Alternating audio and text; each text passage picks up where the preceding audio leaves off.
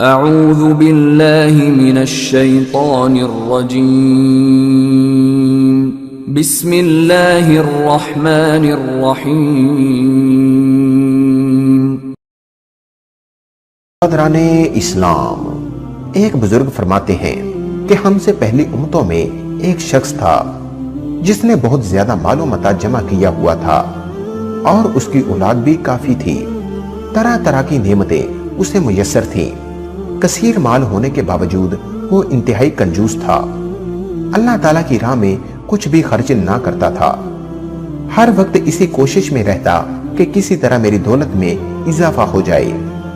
جب وہ بہت زیادہ مال جمع کر چکا تو اپنے آپ سے کہنے لگا کہ اب تو میں خوب عیش و عشرت کی زندگی گزاروں گا۔ چنانچہ وہ اپنے اہل و عیال کے ساتھ خوب عیش و عشرت سے رہنے لگا۔ بہت سے خدام ہر وقت ہاتھ بندے اس کے حکم کے منتظر رہتے۔ الغرض وہ ان دنیاوی آسائشوں میں ایسا مگن ہوا کہ اپنی موت کو بالکل بھول گیا۔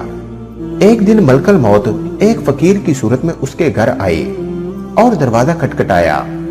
غلام فوراً دروازے کی طرف دوڑے اور جیسے ہی دروازہ کھولا تو سامنے ایک فقیر کو پایا۔ اس سے پوچھا، تو یہاں کس لیے آیا ہے؟ ملک الموت نے جواب دیا، جاؤ اپنے مالک کو باہر بھیجو، مجھے اسی سے کام ہے۔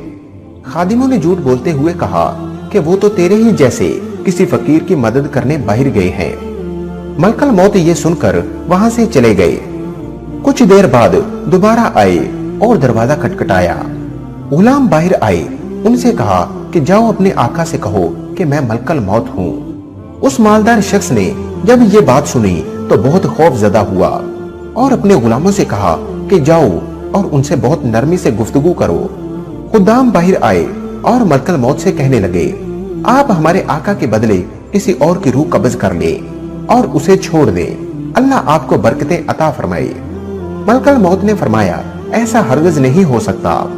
پھر ملک الموت اندر تشریف لے گئے اور اس مالدار شخص سے کہا، تجھے جو وصیت کرنی ہے کر لے، میں تیری روح قبض کیے بغیر یہاں سے نہیں جاؤں گا۔ یہ سن کر سب گھر والے چیخ اٹھے اور رونا دھونا شروع کر دیا۔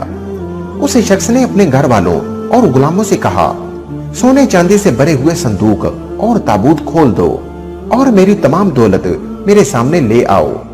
فوراً حکم کی تعمیل ہوئی اور سارا خزانہ اس کے قدموں میں ڈھیر کر دیا گیا۔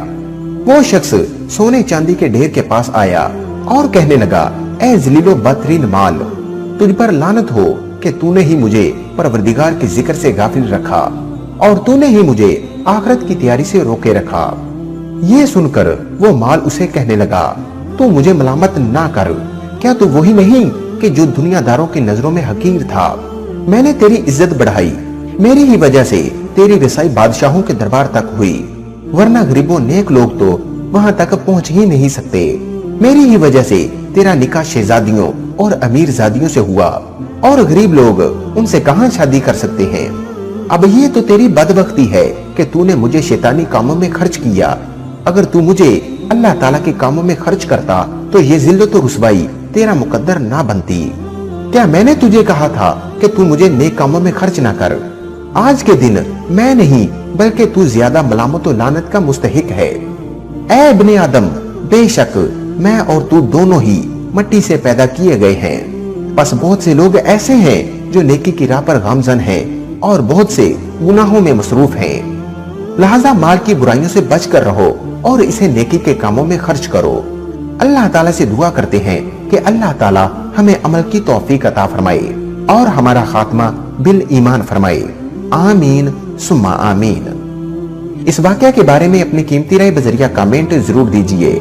پسند آنے کی صورت میں لائک کرنا اور اپنے دوست احباب سے شیئر کرنا مت بھولیے۔ یہ واقعہ سننے کا بہت شکریہ۔ ملتے ہیں کسی اچھے واقعہ کے ساتھ، تب تک کے لیے اللہ حافظ۔